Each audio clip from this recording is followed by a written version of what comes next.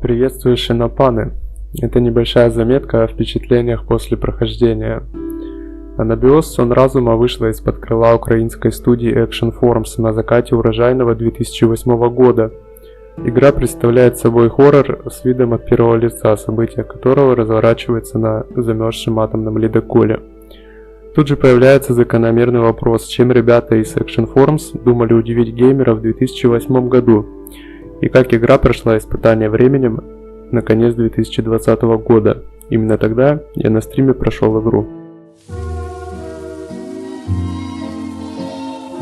По сюжету мы играем за полярника, ему предстоит выяснить, что произошло с кораблем и командой. По пути мы будем пользоваться своей способностью ментального эха, с помощью которой будем спасать умерших моряков, отправляясь в прошлое. Я не играю в игры ради сюжета, так как очень редкая игра сможет удивить в этом плане.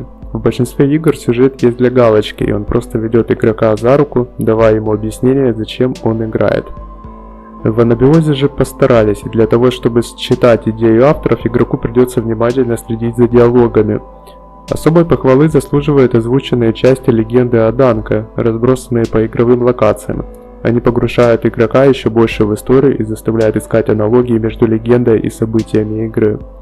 Я точно могу рекомендовать игру любителям нетривиальных историй и людям, которые хотят найти несколько трактовок увиденному. Меня устроило все за исключением финального босса. Это было странно даже по меркам игры. Я понимаю, что перед разработчиками стояла задача оживить погибших моряков, которых мы спасли, и перезапустить историю. Но я ожидал увидеть что-то более изящное, а в итоге хотел позвать на помощь Кратоса, не говоря уже о чрезмерно ухищренной системе боя с Кроносом, когда у вас полностью меняется интерфейс и механика игры. Видно, что в этом эпизоде заморочились, но не уверен, что это было лучшее решение, чтобы закончить игру.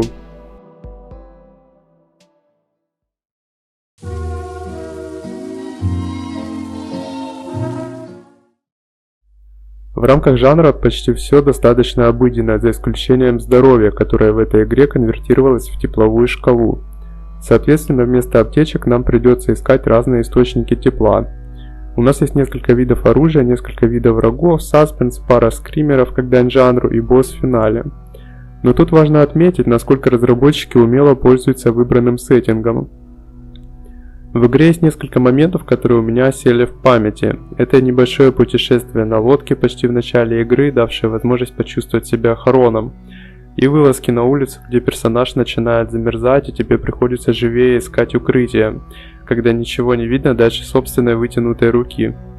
И, пожалуй, самое главное и приятное воспоминание — это сцена с проектором. Вот уж где сделано со вкусом, только ради этих пары минут стоит пройти игру.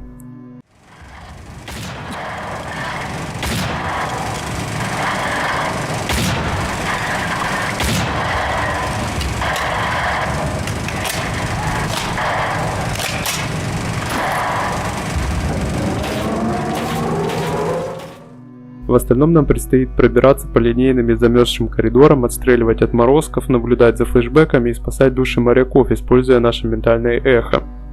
Последнее сделано круто, придется немного подумать и испробовать разные варианты. Игра меня удивила реализацией эпизода с осколками и креслом. Если брать один геймплейный аспект, который мне больше всего понравился, то, пожалуй, это будут эти самые путешествия в голову погибшим морякам.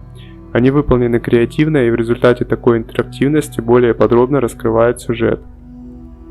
Так как игра немного шутер, то расскажу и про эту механику. Отморозки с винтовками здесь просто дурные, такое чувство, что это не замерзшие моряки, а финские снайперы. Пули летят от них, даже если они боком стоят. Ищите как можно скорее укрытие, стелса нет, подкрасться невозможно. Из плюсов я выделю оружие ближнего боя, им относительно приятно пользоваться и чувствуешь себя на равных с противником. Правда, оно актуально только в начале игры. Вообще с оружием странный баланс. Мосина перестает быть нужной после нахождения СВТ, так как с нее никак не убить несколько противников одновременно. Но патроны будут попадаться исключительно на нее, а на тот же сигнальный пистолет боеприпасов и вовсе не дадут. Странно, зачем он вообще в игре. Отдельного упоминания стоит ледяная пушка. Что это, откуда и зачем, я так и не понял. Работает на сосульках и обладает сильным уроном. До нее я думал, что противники умирают от получения тепла, трения в результате действия оружия ближнего боя или кинетическая энергия пуль стрелкового оружия. Но эта вундерваффен, стреляющая водной струей, сбила меня с толку. Если все суммировать, то получается довольно увлекательно.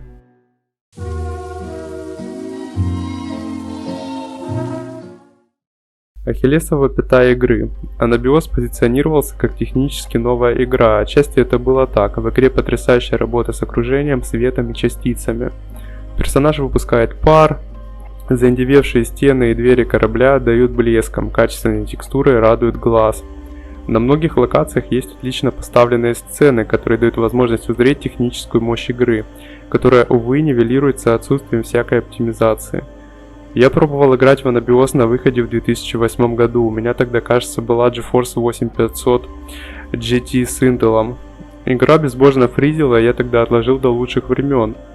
Но проблема никуда так и не делась, игра залочена на одно ядро процессора. Дропы счетчика кадра происходят очень часто, помимо них есть еще и вылеты.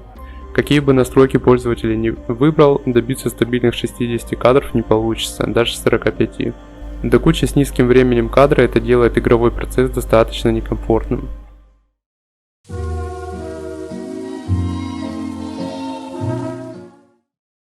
Он отличный, благодаря подходу к созданию звучания окружения разработчики смогли сделать корабль полноценным персонажем игры, все скрипит, дребезжит и издает утробные звуки.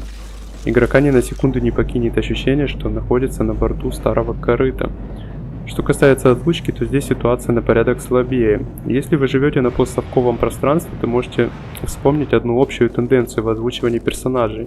Это некоторая излишняя театральность, из-за этого создается неподдельное ощущение, что текст читается пломбом по бумажке. Это относится ко всем персонажам игры, за исключением женщины, читавшей легенду о Данко. А из тьмы ветвей смотрело на идущих что-то страшное, темное и холодное. Это был трудный путь, и люди, утомленные им, пали духом. Подобная отстраненность скрасила ее роль, остальным не верю. Ну что, смотри, там тросы выдержат? Да, хорошо, почти подняли. Давай поднажмем, еще немного. Сейчас, обожди. Здесь стопор постоянно срывается. Из приятного вспоминаются вопли и рычания отморозков, нападающих на игрока, и особое удовольствие приносил хруст сосулек, который я помню до сих пор.